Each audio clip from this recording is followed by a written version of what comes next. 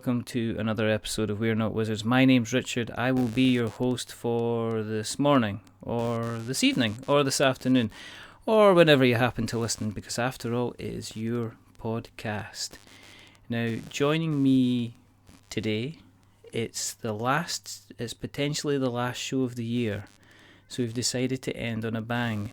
We've decided not just to go slightly big, we've decided not to go just huge, we've decided to go colossal, because what better than to have basically Mark Burke and Kira Peavley from Kolossal Games. So hello to you two. Hello. Hello. Hello. It's good to have you on, because we've had a little chat on Twitter, the briefest kind of chats, and I think it kind of culminated in me saying, well guys, if you've got any games that are going to be happening over the next couple of months, then give me a shout and we can have you on to talk about it. And you turned around and says, well actually we've got hundreds of games That's pretty kind of coming out. Pretty much, we could just keep on talking. We could come on every month for the next year and a half if you really wanted us to talk about games. So it's good to have you on. So for people who haven't listened before, thank you very much for joining us. This is the season of goodwill, so this is why we have outside in the hallway there's a plethora of mince pies. We've got some Christmas cake out already. You can get yourself a cracker. We've got some mulled wine. We've got some hot chocolate with the tiny little marshmallows that just drop in really nice and melt. The reason that we do this is quite simple, is because we don't think there's enough podcasts out there about board games. In fact, we're sure of the fact that there definitely isn't enough podcasts out there about board games.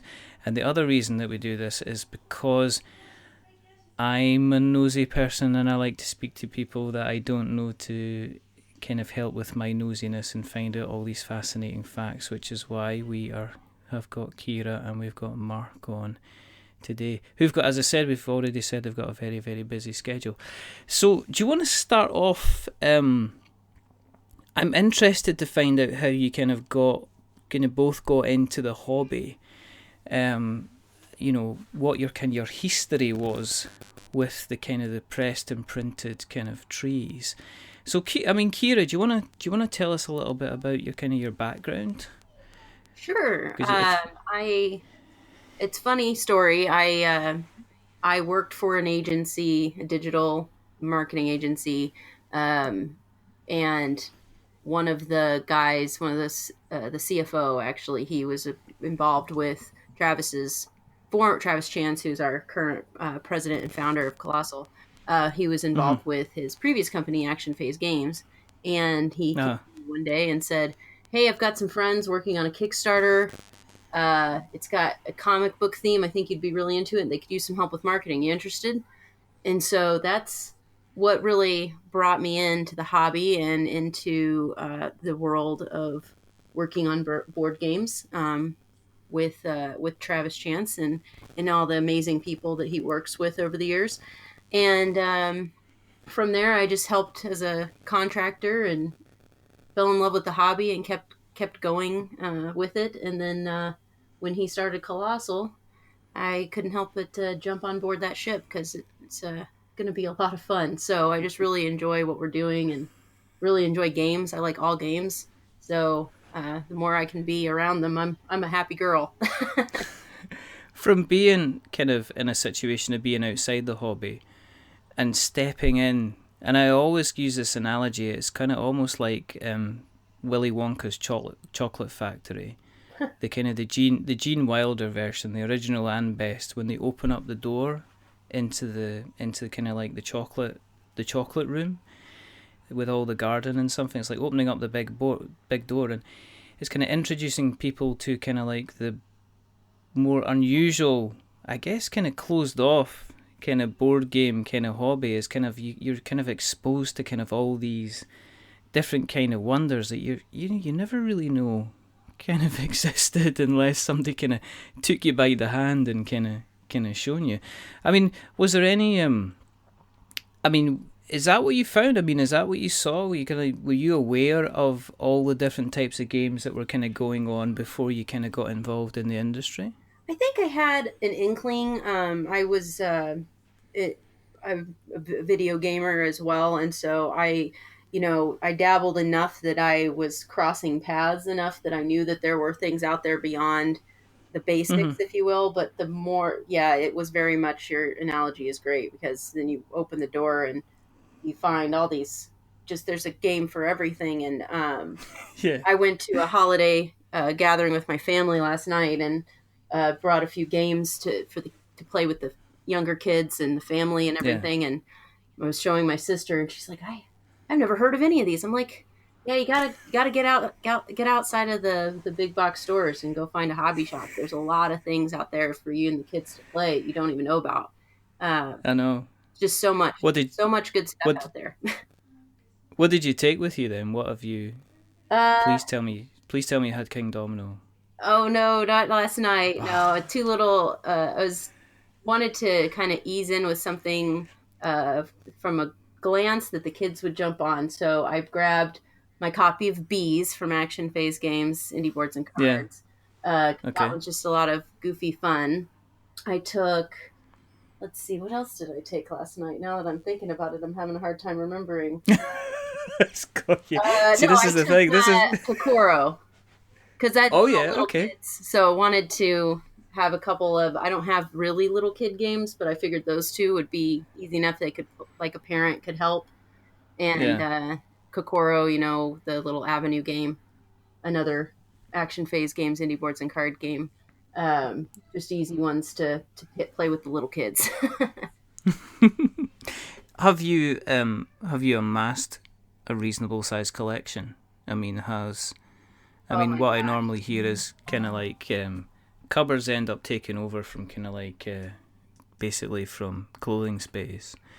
So I feel like I people keep start. seeing the memes, that I can relate to, where it's like you have several games from the last convention that you haven't taken out of shrink yet, and a couple more. Then you're like, oh, I'll just back 6 more games on Kickstarter or something.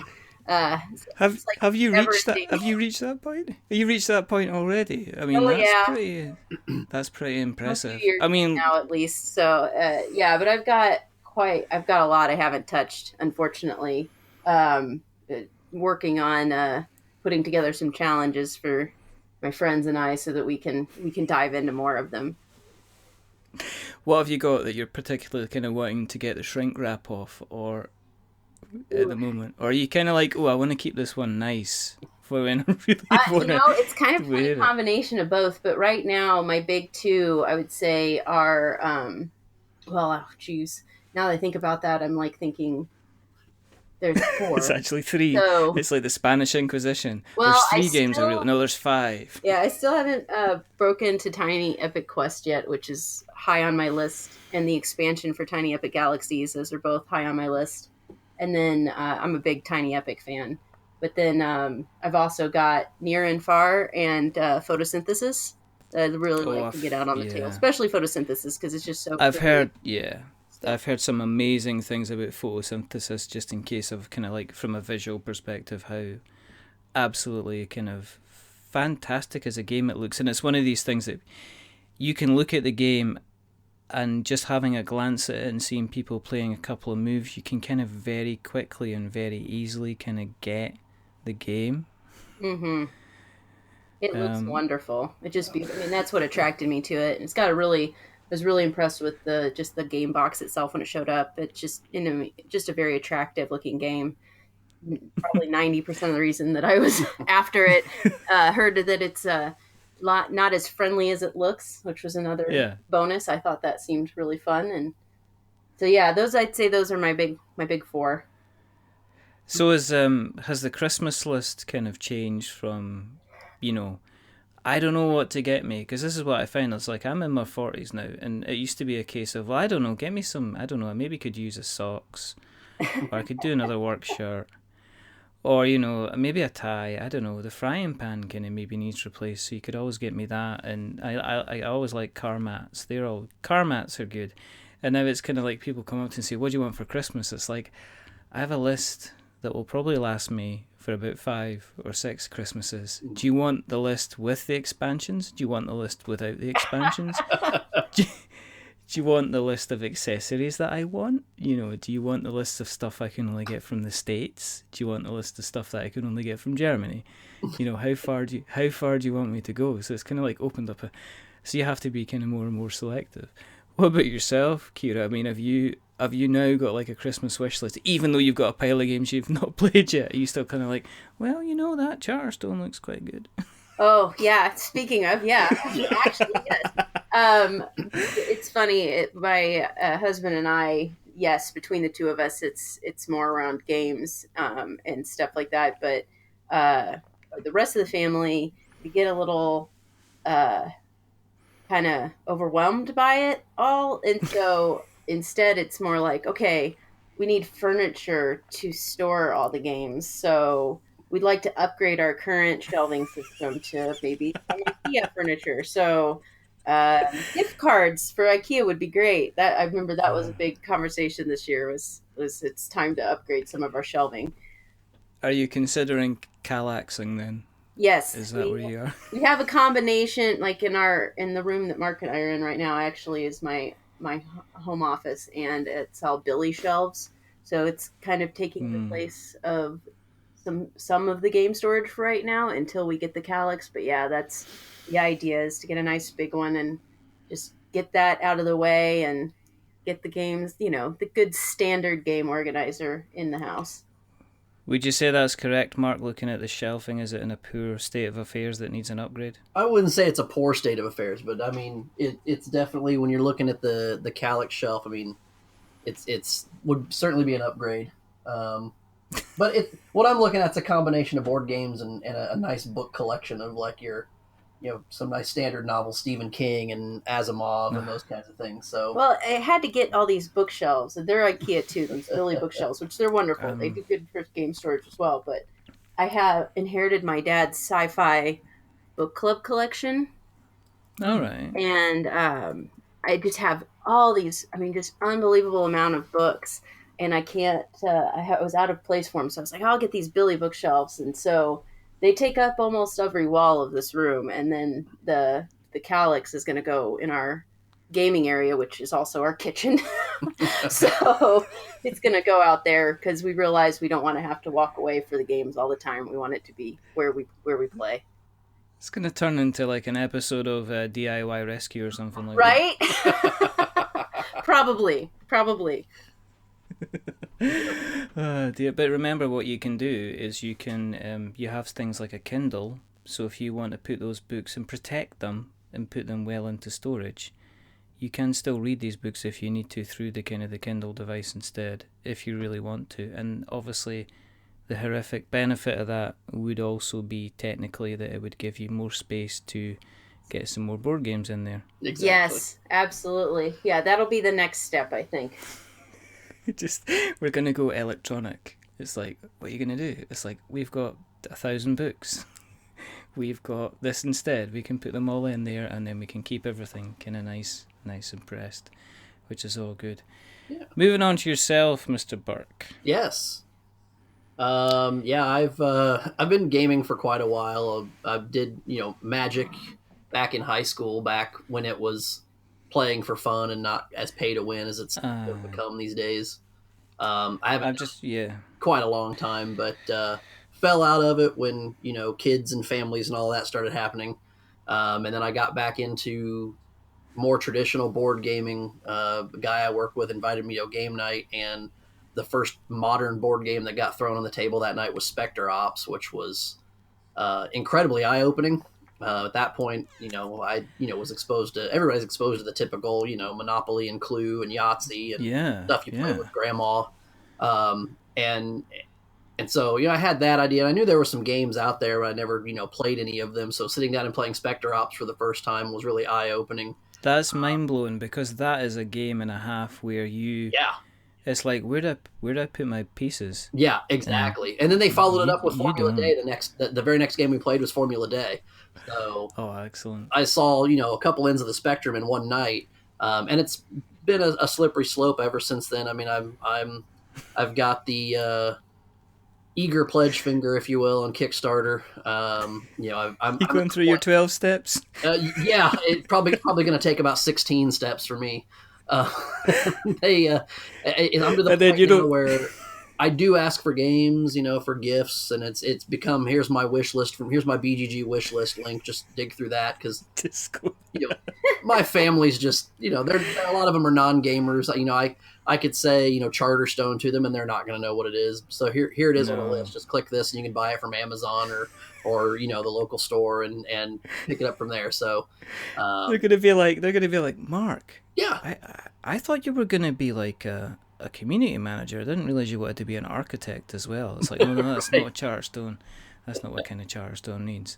Yeah, that's what they say is like the 12 steps for like overcoming kind of dependency and stuff like that. But what they didn't realize is I've got the +4 modifier on as well.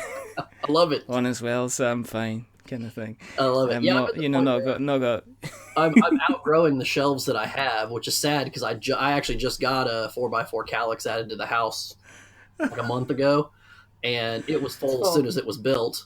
And I need to get another one, but now it's become, well, before I can get another shelf, I need to get a bigger house, or one of the kids needs to move out and go to college or something, so I can have their bedroom. I'm just out of space at the house, so it's now. And I've got Kickstarters that are still coming that are being fulfilled. But every time one shows up, I get excited because hey, I've got this brand new game, and then my brain immediately goes to where am I going to put this thing? I mean, you can live off rice and beans. Yes, you can. Yes, you can. You do not need, and that washing machine, that's just that's ecologically unfriendly. There's nothing wrong with going down the local river and just bashing those clothes off the rocks with some water and some soap suds. You'll be done. You'll be done in no time. I like that. Well, we're getting cold enough here where we are that I can take all my food outside, leave it out there in the cold, and get rid of the refrigerator too. Sure. So it's been it's been interesting. I still have I've got the giant shelf of shame of games that are still in shrink, and some that have been taken out of shrink and punched, but never played. Just put them straight back on there. Yeah, exactly. I haven't punched either one yet, but I just got Dinosaur Island and Wasteland Express showed up at my door last week. And I'm 10th levels of jealousy at you right now, Mr. Burke. I am seething and incandescent with rage at hearing the fact that you have them on your doorstep. Oh, well, and I've spent the last few months because Wasteland Express delivery service has been available for a few months now, but I was actually one of the people that added it in the pledge manager for Dinosaur Island. So they were like, well, that's not going to ship till Dinosaur Island ships. And so I've had friends that have had Wasteland Express for a couple of months now, and I was just waiting on mine to show up. And you just end up doing like a Vader no kind of thing. Yeah. No. And then people will just bring it along to taunt you, and it's like, what you got in the bag? Well, I got some Power Grid here, got some Spectre Ups here. I might play a bit of Star Realms. I've got some Isle of Skye, and what's this? It's a Wasteland Express delivery service, but we're not playing that. Yeah, it's funny you should say that. I was actually at a game night with some friends, and that was one of the games that was on the table to pick from, and I think we played everything but that night. Oh my goodness! It was disheartening, but at the same time, I was like, I'll have my copy soon. Just flip the table halfway through, just walk out. We lost this game. I guess we got to play Wasteland Express now. Exactly. There's your wasteland. There's your wasteland all over the floor. There you go. Yeah, there you go. Let's deliver ourselves a proper game. Oh, yeah. What about yourself? I mean, obviously I asked Kira if she's got a Christmas list of what she wants. I mean, is there stuff that you're kind of thinking? Yeah. Charterstone on that list as well. Charterstone looks fantastic. I kind of have my eye. I didn't back it on Kickstarter, but I may try and get my hands on a copy of Folklore: The Affliction. I think it looks really interesting. Some of the stories. Yeah, I saw that. That looked really cool. Who's that? Was that Greenbrier that did Folklore? Yes. Yep, Greenbrier. Because and Folklore: The Affliction again has got like completely stunning art in it as well, so it's pretty. Yeah, the artwork's amazing. The miniatures look great, and from what I've heard, the narrative aspect of the game is incredible and very well done. Yeah, I've heard people. Yeah, I've heard people saying no. You've got to at least know somebody who's gonna get this delivered because it's gonna be worthwhile kind of diving into. Yeah. Um, Charterstone just appears to be, it's a given. I don't think there's anyone that said, actually, what, really? I'm not kind of, I don't know if I'm interested in playing Charterstone. Even I think, you know what, even the people that would normally not bother with a worker placement game are kind of intrigued to see if Jamie Stegmaier did like a legacy game, what kind of game would that be? Exactly. Kind of thing. Yeah, which is, we shall see. We shall see. But hopefully, after Christmas, I hope Santa is good to the both of you, and you wake up Christmas morning, go downstairs in your prospective houses, and there's a nice little shiny box just waiting to get unwrapped with stickers and green board and absolute little cardboard boxes of kind of joy inside it, which is kind of good. How did you get involved in Kolossal then, Mark? Yeah, I about a year, well, it's been a little over a year now. I started a blog just after Gen Con in 2016, just doing some board game reviews, some Kickstarter previews under the handle The Chubby Meeple.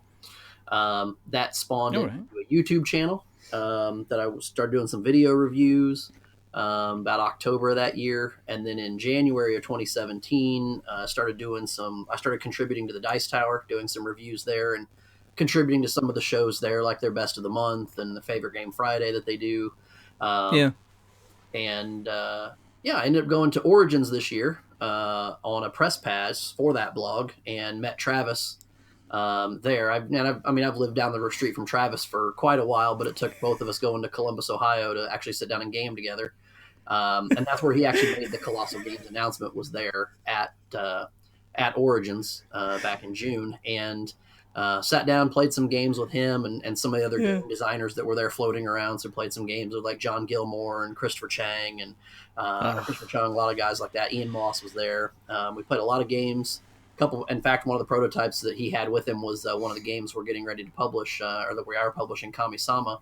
He had the prototype there, so I played that for the first time. And he, after Origins, he basically threw up a message saying, "Hey, I just announced my new company. I'm looking at bringing some people on board." And I kind of half jokingly reached out to him through Facebook, and because he said he was hiring a social media manager, and I just kind of said, "Oh, social media manager," hung with like 4 question marks and a little smiley face. And he sent me a message on Facebook and said, "Let's talk." And it was a couple weeks later. I was working with Kolossal and kind of getting into the groove of the Instagram, Twitter, Facebook management, and learning all the backdoors to BGG, and getting into that. So it's been a great process. Travis is fantastic to work with, and we've got a whole team of people around us that are just great. I mean, all of our personalities gel really well. We work well together. None of us are afraid to tell someone, no, that's not a good idea. If someone comes up with something, we're there to kind of check each other and little checks and balances going on. So it's a great team we've got going here. It's been a great experience so far, and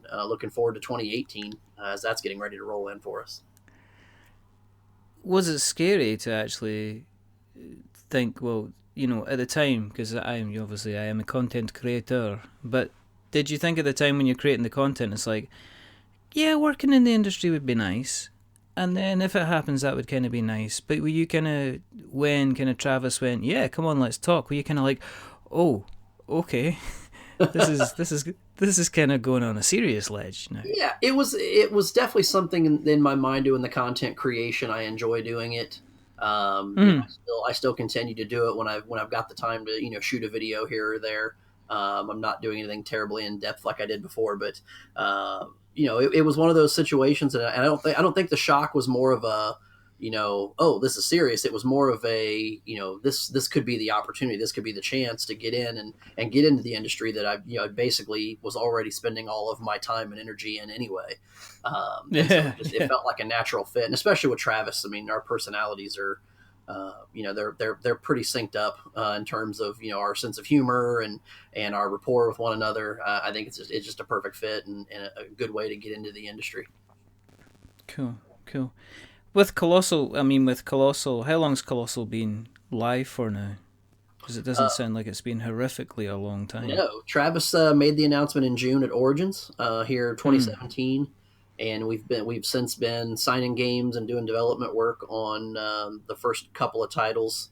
There's some other titles we're in development work on well, but really focusing on Western Legends and Kami-sama, both of which are coming to Kickstarter. And Western Legends will be January the 9th, and then follow that up with Kami-sama in February, almost right on the heels of Western Legends. So a lot of development work's going on those to get those ready to go. But yeah, Western Legends is going to be the big kickoff title for our catalog. They're in about a little over 3 weeks now. That's that must be exciting times. What about yourself, Kira? Because you're sitting there going, well, it's all very well you asking me on, but you've asked me about 5 questions and that's been about it. But what are you doing? What's your role in the industry? You've got the big letters next to your name, which automatically, when I read that you were coming on the show, made me very scared. Because I was like, she's going to tell me you're fired, and I'm going to go, oh, am I? Kind of thing. And then I'll be, well, hang on, you can't fire me. So, yeah, I'm really, I'm Travis's partner in this whole thing. He manages all the creative and development, and I'm managing the business and the project management side of things, making sure everything's up and running. I'll be working, working with the different designers to get them set up within our project management systems to make sure that they're getting what they need from us and vice versa. And then also, working with Travis and the rest of the team on finding the new games. But then, lastly, I'd say the end of it, right? So I think probably the part that most people are worried about is the fulfillment, the production and the fulfillment side, and making sure we get games on time to everyone. So that's going to be a big focus for me as we continue forward, is making sure that we're delivering quickly on our to our backers and everyone, to make sure that they're getting the games nice and early, and there's not too much of a wait time in between the end of a campaign and getting it in their hands. So you're not just like a CEO off the telly. You don't just swivel around in a big chair and go, Mark, get me coffee. No. Not at all. You're like this, you're like that. This is opening spreadsheet 15, saving spreadsheet 15 with this title, having to plug this into our project management suite, and I'm not getting out of here until Friday about 10 o'clock. No, that's the nice thing about it. The way we've got things set up and structured is Kira hit the nail on the head. I mean, she and Travis are equals and partners in this, because like she said, Travis handles a lot of the development because that's really what he's good at, and he did that with Action Phase and with indie boards and cards, and it's really where his passion is, and he's got an incredible talent for it. And then, Kira comes in and takes care of the deadlines and the business and makes sure we're all on task. And, we kind of jokingly refer to her as mom, but, it's, no. But it's, you it's like that? It's not a situation where it's like, hey, I don't hear from Kira only when things are going, wrong. It's always, it's just, hey, checking in. How's this going? There's real open communication among all members of the team, and the project management tool we use is fantastic for that, because we could all sit in separate places if we wanted to and still have a conversation about art and graphic design and give our feedback, and it's all right there in a tool that anyone can see the feedback that any one person is given, and that's just one of the things that's been brought to the team that wasn't in place before all of this happened. So are you happy with getting called mum? It's been a whirlwind. That's funny. Are you happy with getting called mum, though? Kira. And because of that, do you have now a favourite? Yes, they're all my favorites. Oh. I love my children. I love my children all equally. I love all my work children. They're all very special to me. It's funny too, though, because it's, we all do a little bit of everything. I think that's important. We are a startup essentially. So making sure that we're all participating. I actually was, and I'll be working on it again tonight, working on a little store for Western Legends to hold all the different cards you can buy at the general store in the game.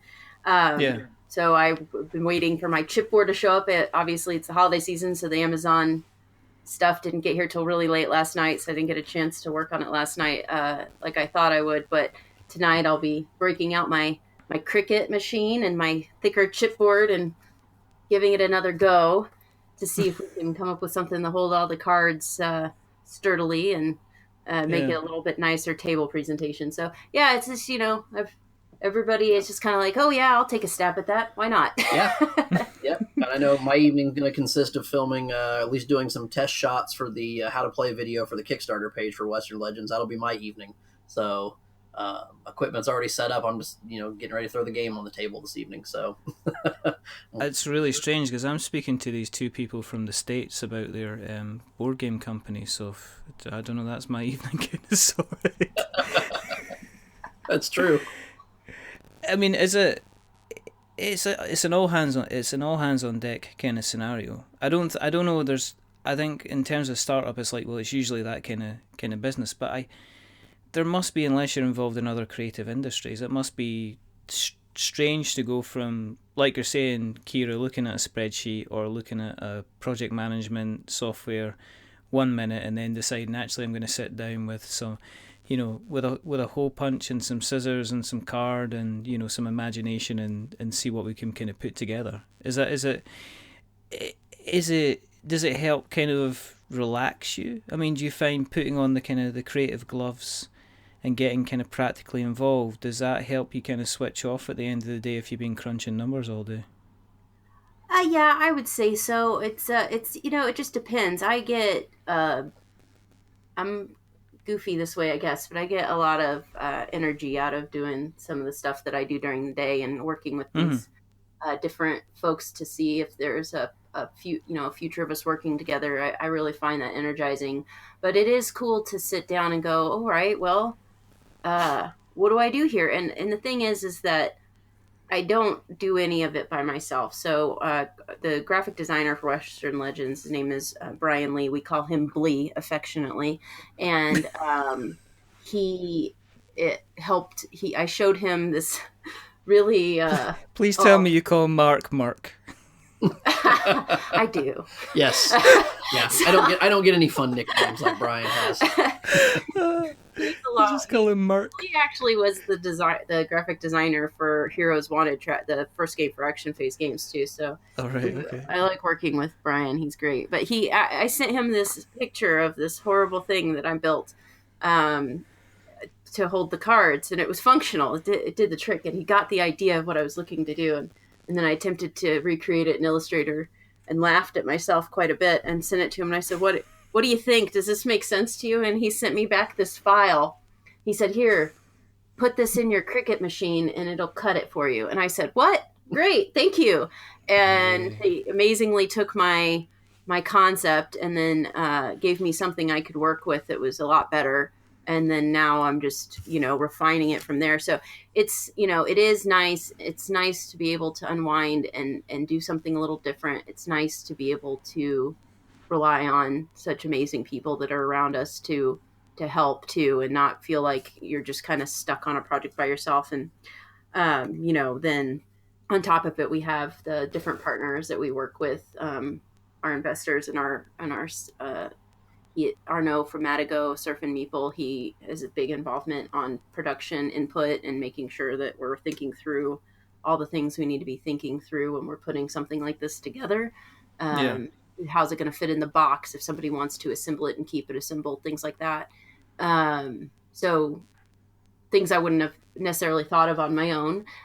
So now I've got a copy of a box that is about the same size as the Western Legends box, so that I can, when I'm done, I can stick it in there and see how it fits. That's pretty cool. So it's just, it's interesting. It's different. So, well, let's stop skirting about the frontiers, and let's. Do you like that? I like. See, that's a segue.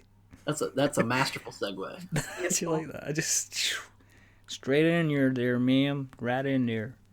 No, that's terrible. You know what I should watch not doing? I should watch not try to do a really bad American accent, especially when you're speaking to people from that side of the world. Because love it. Never. I love it. I can't. No, I can't. I've always been tempted to joke with somebody and actually put on an accent and say, the Scottish accent, that's just an act. That's just a character I've invented, kind of thing. But I've never had the courage to do that, because I'd be scared it would freak somebody out and they would just hang up. Let's talk about Western Legends. Yeah. Take me on a journey. Take me on a journey and lead me out into the prairie and tell me what I can find, and how far west do we go, and how legendary do we get? Oh, so west, so legendary. So this wonderful game is the brainchild of Hervé Lemaitre, French first-time designer, and just put together this cool sandbox, open world, feels like a video game a little bit in how you play, and you can choose your own adventure, so to speak. And whether you're going to be playing on the side of the law or not, as you are perusing all the different avenues in the game. So from playing poker at the local saloon, of course, you have to have a little bit of a poker element. Visiting the cabaret, mining for gold, robbing the bank or another player, fighting off bandits, whatever the case might be. As you go along, those different decisions you're making are either putting you on one track or the other. Not to say that you can't go down the middle and not choose to be wanted or on the side of the law, but you find that it's beneficial to look into those different avenues. Mark, you want to go on a little more? Yeah, I think one of the things that really draws me with Western Legends is when you hear the term sandbox, you immediately think, okay, this is going to come with, a giant complicated rule set. It's going to take me a week to learn how to play this thing. And then we're going to sit here for 3 hours and not feel like we got anything done. But with Western Legends, it's the rule set is so simple. You literally take 3 actions on your turn. You can move, you can take actions at various locations, which is really where the bulk of the complexity comes in. And you can choose to fight other players, whether you're trying to rob them or you're trying to arrest them if they're a wanted player. It's a fantastic way of just kind of navigating and making your own choice as to how you want to go about the world. And we've then added the element of story cards. So, similar to the way Merchants and Marauders kind of brings the world to life around the players. It's not just the players influencing the world's influencing and affecting the players' decisions. There's a series of story cards that get triggered based on player actions. And certain conditions get met, a player can put one of their story cubes on the back of the story card. And when so many cubes get put on that card, that event will trigger and, of course, have flavor text. It'll spawn bandits on the board. It'll move the sheriff around and get him chasing after wanted players. Or if you're a wanted player and you triggered it, you can move the sheriff away from you and give him a false lead. And then there's an event that, the folks who, the players who contributed to that story usually gain something. Some of those stories can hurt the people who didn't contribute to triggering the event. And it's a really interesting dynamic that, you could be going and decide, I'm going to play this game completely wanted. I'm going to go rob the bank. I'm going to rob other players. I'm going to rustle cattle and take it from one ranch and sell to another. And then something happens in the game that, you get arrested or something happens to you and it doesn't make sense to go that anymore. And you have to switch up your strategy mid-game and maybe now be a lawman. Or just, I'm just going to go right down the middle and I'm just going to spend the rest of my time just mining for gold and try to earn my points that way. But it's a really elegant game, and it plays up to 6 players, and even at a full player count of 6 players, you're looking at 90 minutes or less at a play time. So it's really been streamlined a lot in the development over these past few months. Yeah, I mean, that's important nowadays. I think that there is push, and there's always push to have like long games with massive, beautiful mechanics that kind of work like clockwork, but then you essentially need to take a day off work in order to be able to play them. And I think if somebody says to me, well, it's a 90-minute game, I'm thinking, great, I can take that long to the club. I can get it played if I'm learning it for the first time. It's not going to take that long for me to learn it. I can teach other people at the same time, which is always really good as well. I mean, was that the kind of the idea behind it? Were you kind of looking at it and thinking like, guys, let's if somebody's going to look at a game and they're going to be making a choice about what game they're playing, let them decide Western Legends because they can just get it right on the table and not have to spend too much time kind of set up, playing it, things like that? Yeah, I think so. I think that was part of it. We've played a lot of the different sandbox games to try to get some inspiration from some of them, and Yeah. a couple of There's them. not that many. There's not that many. First of all, and then on top of that, I won't name names because I certainly don't want to bash the work that other publishers and other designers have done out there. But there are a couple of the games that we've done where it's like, we're halfway through this game and we're ready for it to be over, and we didn't want Western Legends to feel that way. We wanted it to be, when the game's over, you always want the players, when the game is over, to go, let's play that again, or I want to try a different strategy next time, and already be thinking about their next play. If you're in the middle of a game and suddenly you don't want to play anymore, you're waiting for someone to trigger the end game so that you can just move on to the next game. That's never a good sign when it comes to design and development. No. Yeah. So I think there's keeping the playtime manageable was important. Well, and part of the way we did that too is that you choose your point. How, like, do you want a short game, a longer game, or do you want like a legendary game? And so you choose that, and that'll tell you like to what point level you're playing towards. So, which will help set the pace of the game as well, or the time length of the game. I think too, one of the fun things about Western Legends is that the characters, are from history, and their character abilities play into their, who their actual history was to a degree. So like Doc Holliday, starts off wounded. Oh, right, okay. Because he's always getting hurt, but never going down. But I think, and then so you have a little bit of that too. You get everyone looking at and having fun with the characters during the setup. There's while there's a lot of things to do, it's all really simple. But there's a player aid just so that you don't forget what everything does. Because with the sandbox, there's a lot of things you can do, so you don't want it to be too complicated for everyone to play and make those decisions, like you said. So what's the mechanics behind it? Is it like, are you selecting cards? Are you placing? Do you have like meeple workers to place? I mean, what is it? You mentioned sandbox, but yeah, is it a case of you've got a couple of actions to decide? You've got 3 actions to decide, and can you move? Because you've got a map. I'm looking at a map, ladies and gentlemen. Yep, that's correct. The board's kind of a map as a couple of towns. Dark Rock and Red Falls are our 2 towns, and then there's kind of the outskirts of those towns, those desert areas where the bandits like to hide out and your mines are found. But your player turns, there's no worker placement or any kind of action selection that goes on. It's more, you've got a character mini that represents your character that you're that you're playing and moving around the board, and you're taking 3 actions on your turn. You have the option to move based on.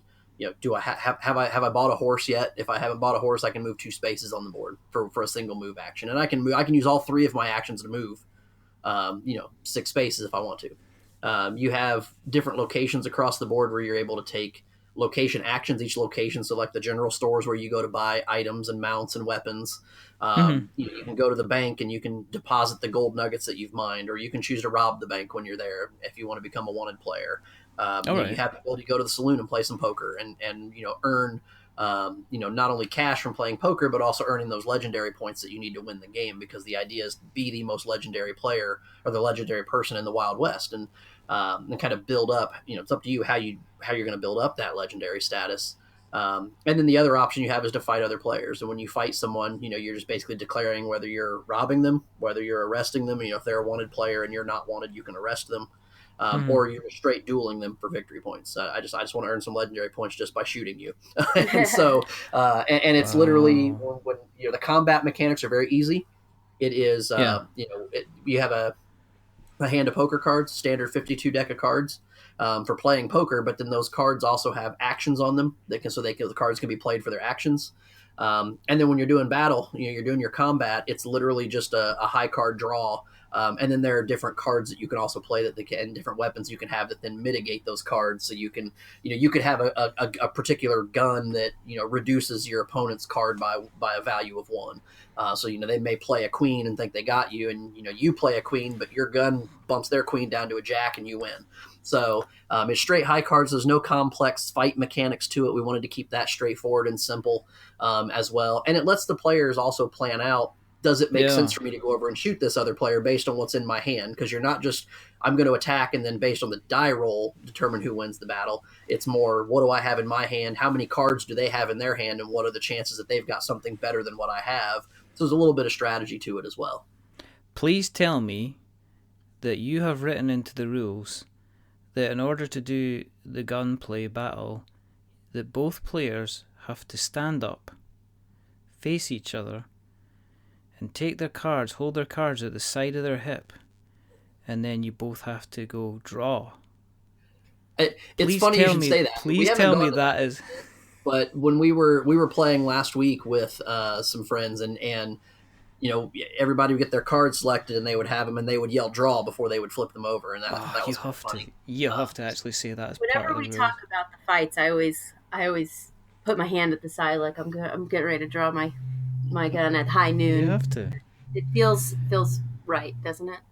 Yeah. I think you just have to. I think you have to kind of bring it in as well. You have to go, "I'm calling you out, Burke.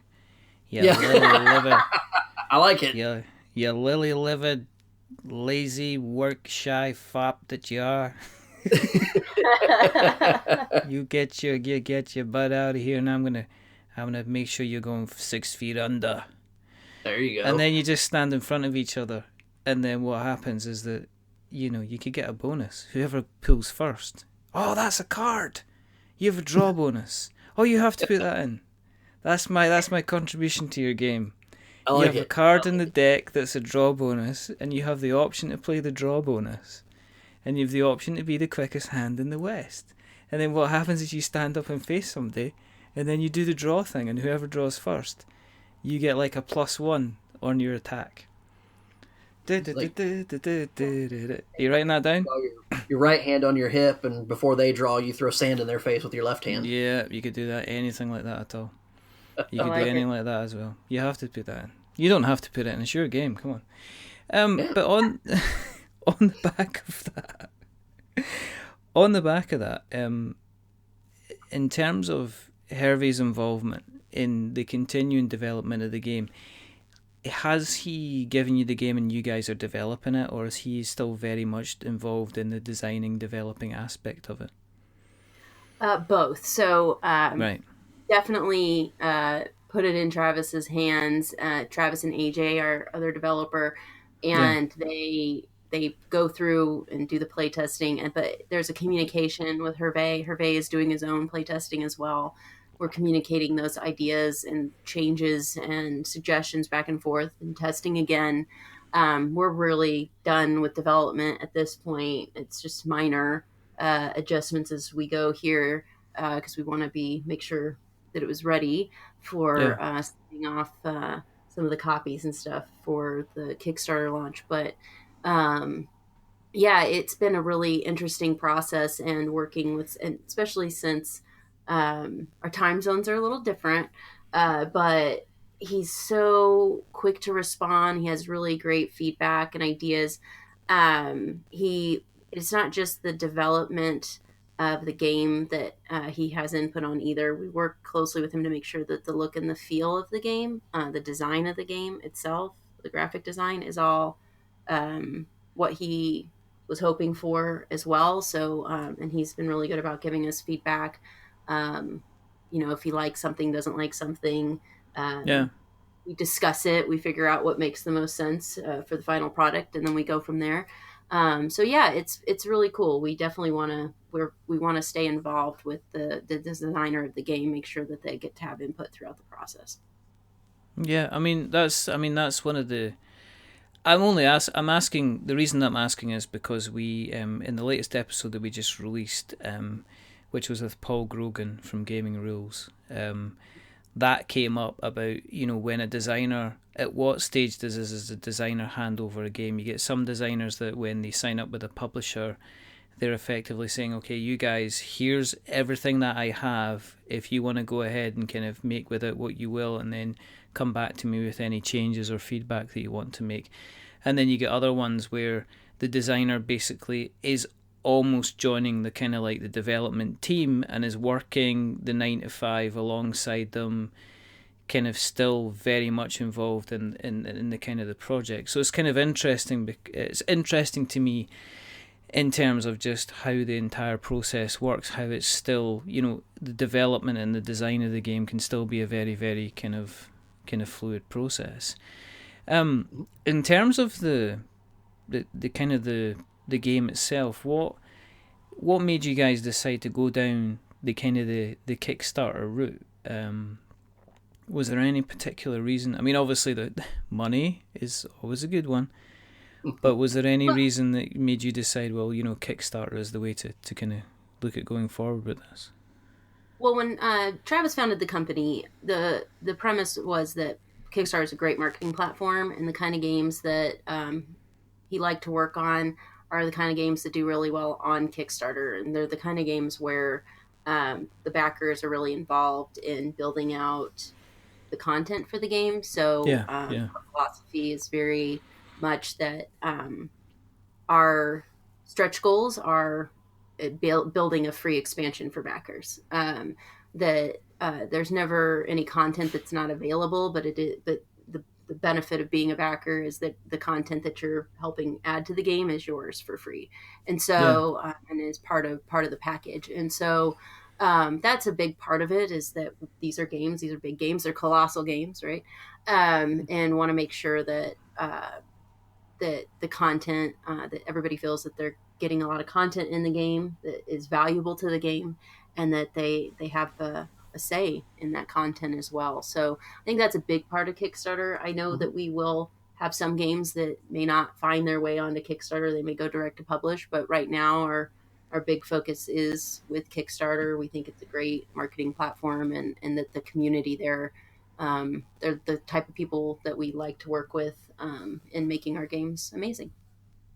Yeah, I mean, it's for a lot of businesses, it doesn't just kickstart and fund the game. It can, in many ways, it can kind of kickstart the business. I mean, let's Jamie Stegmaier, for instance, Isaac Childress, Frank West, Richard Keane, Mark Neidlinger. These are all people that, Kevin Young, these are all people that have come to Kickstarter, asked for funding, gone on to create basically board gaming has become something that they do on a kind of like almost like a full-time basis. You guys are, it's strange because you're kind of approaching this from, you have a lot of experience, kind of what you're doing, you have the skills behind you, and Kickstarter is one of these things that's going to almost do both. It's going to help maybe establish the brand to people who aren't aware of who you are, but it'll also help to make sure that, that Western Legends gets out there to kind of as many people as possible. Going back to, I guess this is probably equally as appropriate for both of you, but Mark, has being the kind of the social media guy, have you felt a bit of pressure to kind of get as much of the word out there as kind of possible, in terms of building a community, building the name up there, getting people interested in the game? Yeah, absolutely. I mean, with us going to Kickstarter in January, it's never been a thought process of, okay, this Kickstarter launches January 9th, we'll start talking about it on January 8th. We want to build a community. We want to build, get the name out there, let people know who we are, where we're coming from. Yes, we're a brand new publisher, which on Kickstarter, you pull up a Kickstarter page and you see first time creator on that page, there are a lot of backers that will pump the brakes at that. But if they've heard our name, they've seen our name on BGG, they've seen us on Twitter, Facebook, Instagram, and not just seen us, but interacted with us, because we're very interactive with the community of folks who, will reply to, tweets that go out, or they're interacting with us on Instagram. We did a big show us your shelfie over the weekend that people were just snapping pictures of their their game shelf and throwing them up on Instagram and tagging us with a hashtag, and we'd repost a bunch of those things. And we had a good time interacting with people over the weekend doing that. We do those kinds of things because we want them to realize that yes, we are a first time publisher. At least Kolossal is, but Travis isn't new to the game. Kira's not new to the we've got so many people behind the scenes that have been in the board gaming world and the board gaming industry for so long that it's day to day for them. And so there's a little bit of pressure there, and you want to get the name out. You want to build up that audience so that when you do launch that Kickstarter on January 9th, that you're not just sitting back and staring at a computer screen and no one's backing because no one's heard of it and no one knows what the game is. We're getting out, we're doing public play tests with groups in local game stores. We've done obviously during con season. We had prototypes that Travis had them at Origins, we had them at Gen Con. Travis and Kira went to Essen with some prototypes and played some things. We did BGG Con, and just getting these games in front of people and letting them know, and even getting feedback from them that we're able to go and tweak the game. And if we see that something's not working, because when you're it's important when we're doing the development work that we're play testing with different groups of people, because if it was just 4 or 5 of us sitting around, there may be something wrong with the game that we don't catch because we're just using the game. But you put it in front of a group of players who are playing it completely differently than how we're playing it, and suddenly something pops up. So, that's very important to get it in front of different groups as well. And I think the community building around that is incredibly important. Has the I think the other part of it is just that we're part of the community as well, and so we're not just being a brand, but the people behind the brand and letting people know who we are and that we're here to play. We're not going to just play our games either. When we're at these cons, we're playing with everybody. We're checking out other games. We're having fun. We're seeing our friends as well. It's not it is a community, and that's why we love being a part of it. Yeah, I mean, people like to see a face. It's really strange. It's like the board gaming industry is different in some respects from the video game industry, because you're so used to playing video games through a visual interface and not the person that you're actually playing against sometimes, that when it comes to the video game personalities, it's only the guys that are really, really kind of at the top that people know about. Whereas the board game industry seems to have taken that on its head, and it's almost like the creator, you get to know the creator. They're encouraged on Board Game Geek to have a profile page. You get to see what they look like. You get to see pictures of them at conventions. There's very much more of kind of a human-friendly face behind it. And I don't know if that is because generally if you sit down and play a board game with somebody, unless they're wearing a mask, you're usually looking at them kind of like, kind of face, or unless a bandana over their face, kind of thing, which if you're a cowboy, you might just do that. But it's still a very, very kind of face-to-face kind of entity. And I don't think you can reach certain levels, but even if you look at, say, even Simon, when they've done, when they've brought Eric Lang in to do designing on the games and he's now working for them, they still like to roll out Eric. Eric still gets rolled out to say, listen, let Eric talk about the game. And you still got a lot of people putting a face behind the kind of the designer, the development team to say, hey, we're people, we're trying to do a job here, we're trying to help create the community, which is kind of cool. Have you decided on prices for Western Legends then? Have you decided, what's in, how much you're going to get in the, you obviously know how much is in the box, but you know how much that price point's roughly going to be at the moment, or is that still on a spreadsheet somewhere? No, both. No, it's a $70 price point. It's definitely a big game. There's a lot in there, but I think that we've packed a lot in there for $70. And like I said, then it's that the stretch goal expansion that we're looking to build with the stretch goals is probably a $30 value on top of it. So, and then there'll be one expansion as well, and I think we have that priced at $15. So there'll be an expansion with more characters. There'll be the stretch goal expansion, and then the base game for $70. And is it trickier when you have a designer that hands you over the game and they've created the game to create stretch goals for a campaign? Did you then say, okay, well, if we're running this to Kickstarter, we need to consider what we're going to be using potentially for stretch goals? And, maybe the designers went, well, what I gave you is kind of everything. I don't have anything else. And that's certainly when we're doing, we're taking, we're doing, pitch meetings with designers at these various cons. We go to a convention and Travis and AJ sit down and talk to designers and take meetings with designers. Travis is always looking at it from the standpoint of knowing that this is a game we're taking to Kickstarter. So he's already thinking about that process in the back of his mind as he's looking at that game, is what can we do from a stretch goal perspective with this game?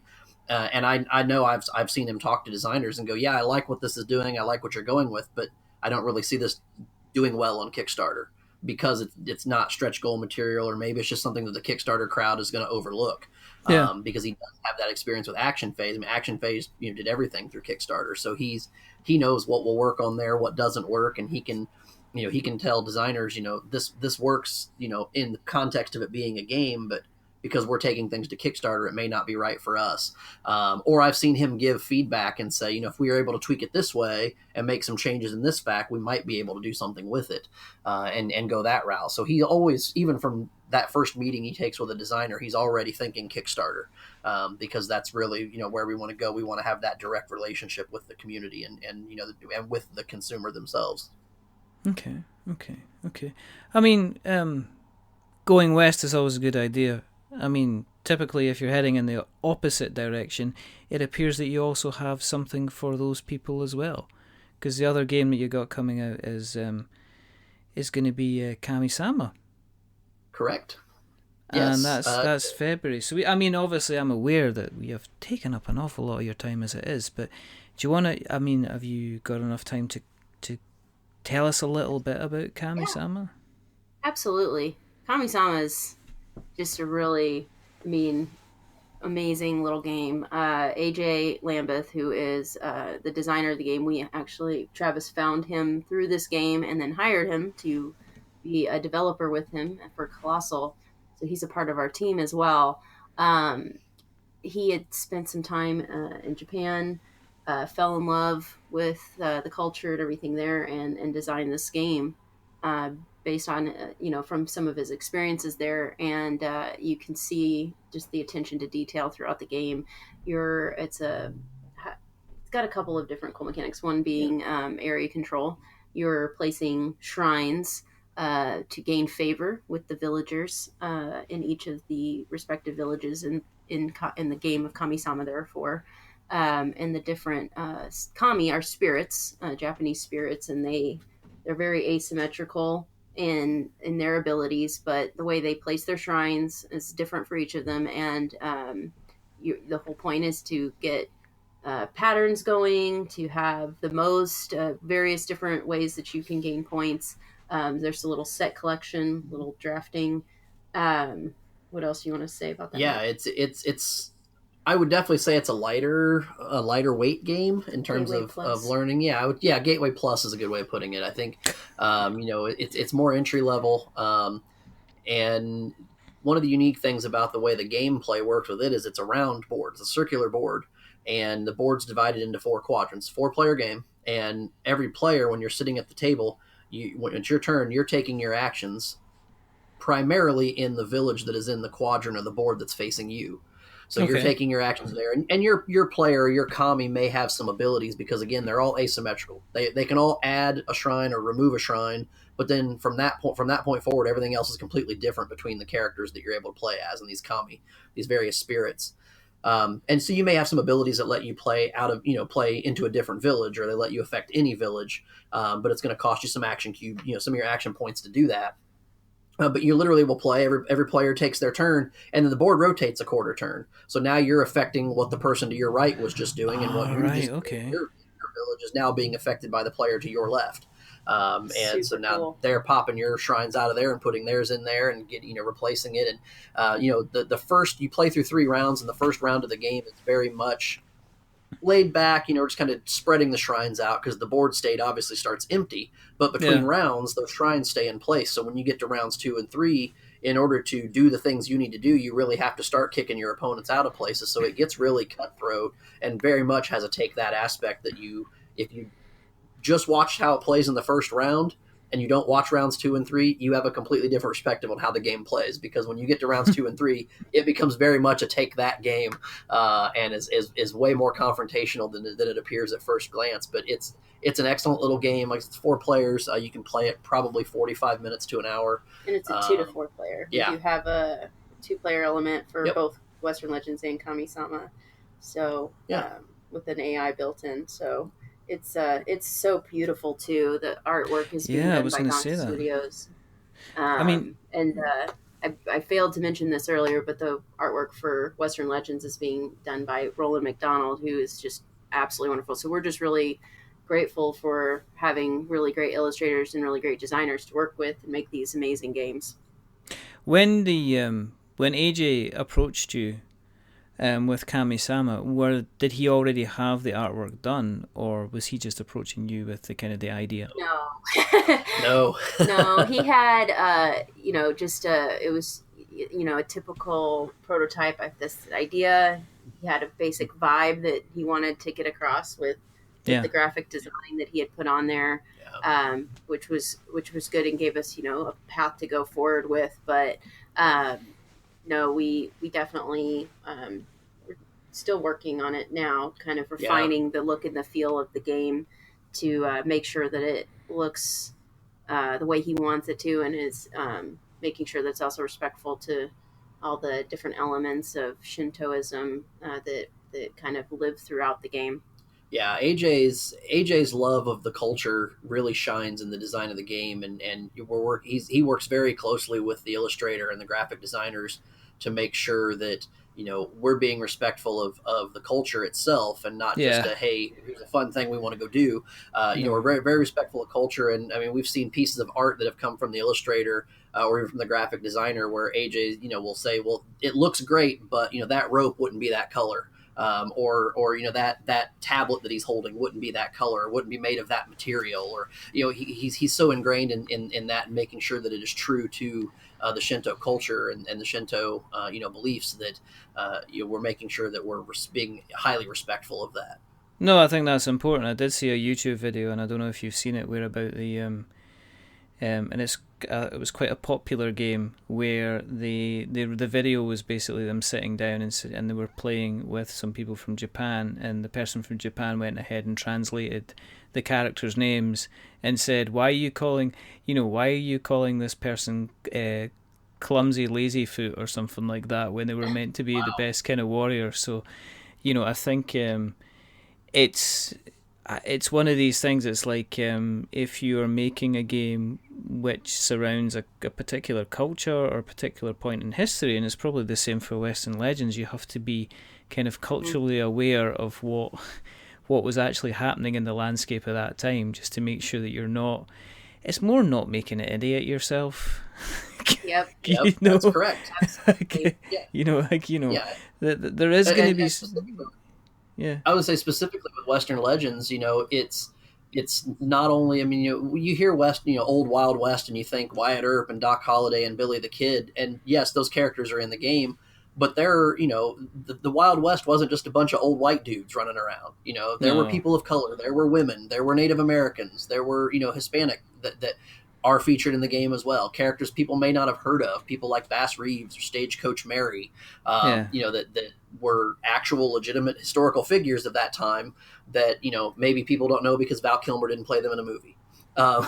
So I think that it was important to us to make sure that while we're making an old Wild West game, that every character in the game wasn't just a white guy in a cowboy hat. We made sure that there are women, there are people of color, there are Hispanics, there are Native American characters that you can take the role of and build up. You could have a Native American be the winner of the Western Legend game. So we're very important that, and having the historical aspect too. The back of all the character cards has a little blurb on there about what this person actually did in their lifetime, and why they were in the game, what made them important. I win with Crazy Horse. My fair amount, so. He's one of my favorite characters to play with. So. Yeah.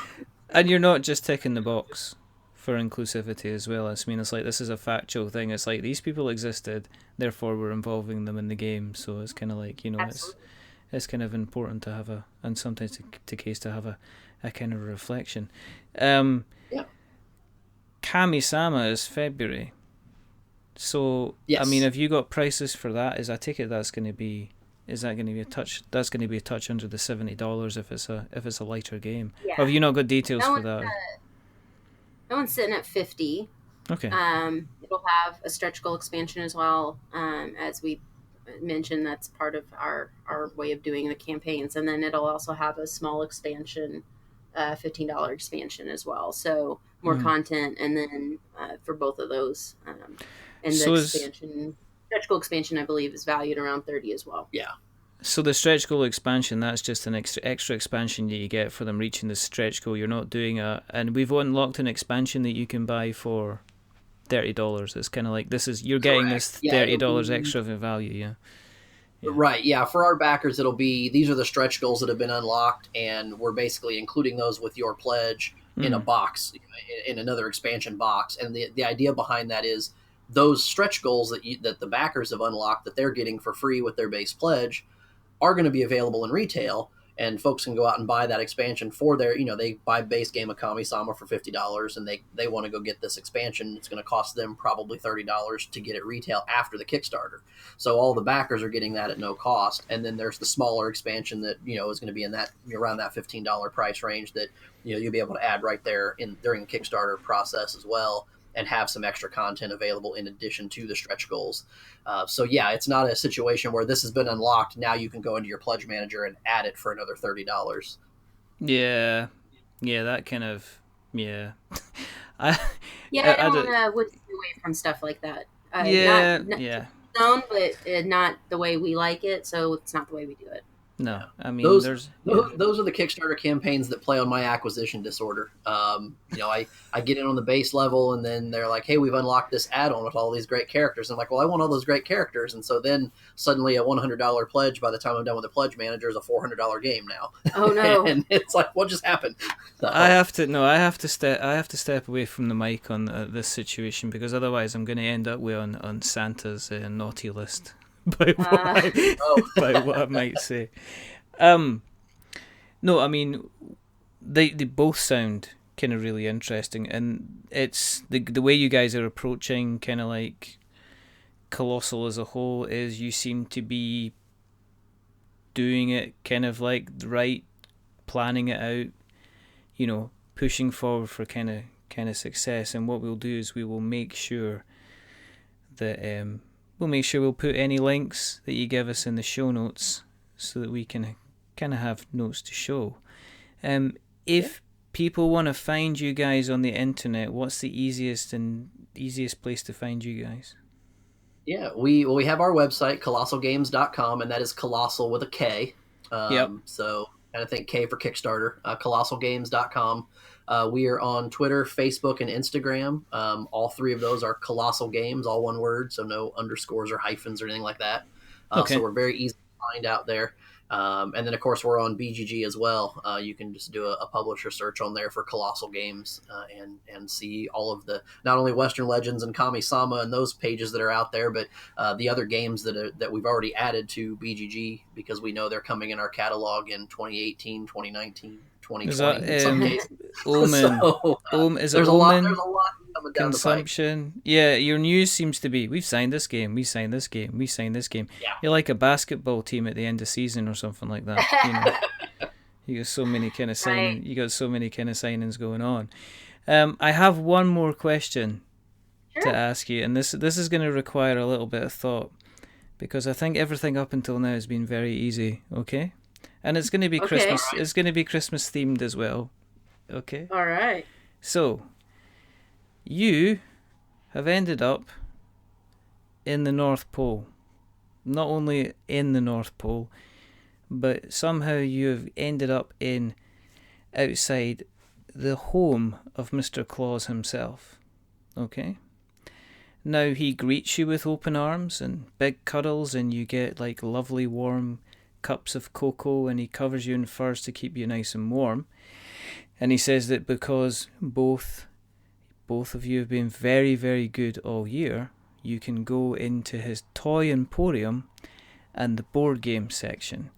And he says now, because he is a being of magic, that inside the board game emporium There is every single board game that you could dream of, whether it be first editions, second editions, whether it be expansions, whether it be Kickstarter exclusive, whatever you want, you can get your hands on. Unfortunately, he says that because it is about to be the busiest day of the year, he has limited space on his sleigh to take you both back to your respective houses.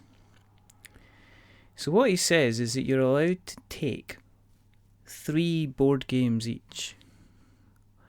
Which board games do you take with you from Santa's cardboard grotto? Oh, Wow. that's a tough one. That is a tough one. Well, I think first for me would be I would want to finish out my Firefly collection with the last expansion in the playmat. There you go.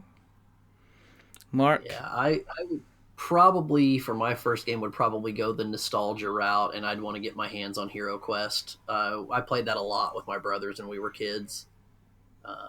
And it's a game that needs to be reprinted. I don't know why no one's reprinted it. It was a fantastic game. I've got a couple of spare copies just sitting around doing nothing. There you go. It's a fantastic game. I love Hero Quest. I'll send you one. You need to watch the YouTube video by you need to watch the YouTube video about why Hero Quest is the best game ever made. Oh, the guy that's screaming broadsword. I love that guy. Broadsword. And the best thing about Hero Quest is this, and then 30 seconds later, the best thing about Hero Quest is this. It's a great video. It is the best video ever. It is the best video. The best thing about the Hero Quest video is the video. Yeah. Kira, your second game, please. Now I'm not gonna rush you, but it is getting a little bit cold outside, and Rudolph, he's getting a bit fractious. Time to get going. Well, I think I'd like to get the deluxe, I guess, edition of Takenoko with the wooden box because it's gorgeous. Okay. I really want that big, amazing box of awesomeness. Yep. Mark, your second pick, please. Yep, second pick. I would probably, for my second pick, I would probably finish out my Cthulhu Wars collection with the missing expansions that I don't have, which is quite a lot now that this last Kickstarter ran through. But it's a game that actually hits the table quite a lot at my house, surprisingly. So anything I can do to add replayability to that game is a no-brainer for me. It is a fine choice, sir, and it shall be added to the sleigh. So Kira's my last back one. To you. Yeah.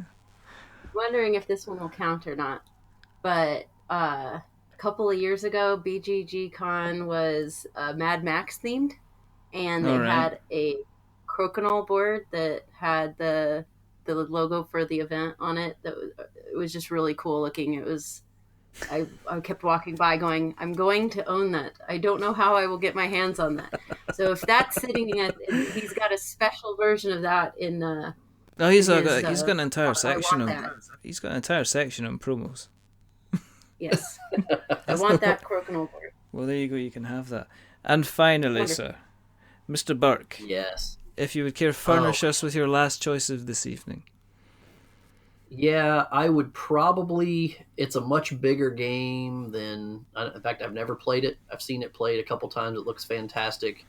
I would probably have to go with the classic hard to find Glory to Rome in the big black box deluxe edition. That's just a beautiful game on the table, and I like the gameplay. It just looks like something that I'd really sink my teeth into. But at current prices where you can find it, I'm not willing to pay. So. Well, sir, then we shall give you one to play and we shall give you one to eat. If you wish to sink your teeth into it. So you both climb off into the sleigh. Santa brings the reindeer up to flying speed, and you dash off into the night, where he wishes everybody a peaceful Christmas and a wonderful good night. What a load of nonsense. But anyway, this has been a lot of fun. So thank you very, very much for coming on the show. As I say, what we will do is we will, when you guys come to launch the Kickstarters, we shall obviously make sure that we're sticking some links out for you guys, and we'll make sure that we have all the links in the show notes so that we have notes to show. If, for people that have listened along tonight, if you'd like to keep an eye on what we are up to, and we appreciate everybody that does, thank you very much.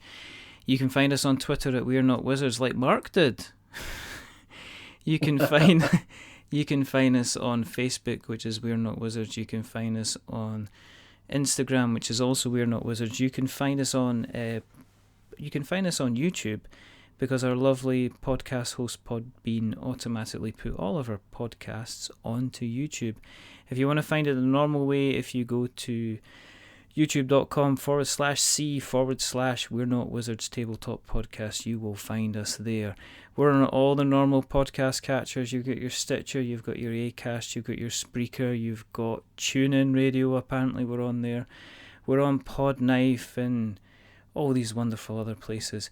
If you like us, what we do is, if you want to support the show, there's a couple of ways you can do that. You can jump on to Apple Podcasts and drop us a little subscription, because every time you drop a subscription, a child gets an extra tangerine in their Christmas stocking. So isn't that lovely? If you like us even more than that, and you want them to get a train set or whatever they want, jump on to Apple Podcasts and give us a review. And as we say, don't give us a 10 though, because that'll make us big-headed. But don't give us a 1, because that'll make us cry. Give us a 5, because it's in the middle. It's average, and we're just a little bit average. But the people who have not been average tonight is the rather wonderful Mark and the rather fantastic Kira from Kolossal Games. So again, thank you very, very much for coming on. Thank you. We Thanks. really enjoyed being on tonight, and look forward to hearing more from you in the future. It's been a pleasure. Thanks, Richard. Thank you. And there's only 2 more things to do. The first thing is to remember that we are many things, but we're not wizards. Are we wizards, guys?